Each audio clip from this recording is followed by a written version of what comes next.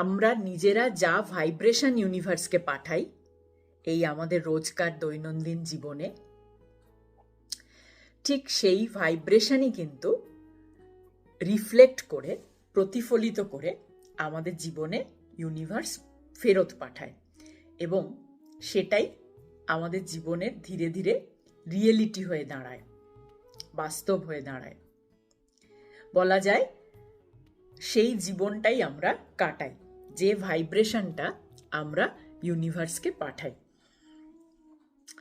সেই আমরা নিউটনের সূত্রে পড়েছিলাম ক্রিয়া এবং তার বিপরীত প্রতিক্রিয়া, সেই নিউটনের ল।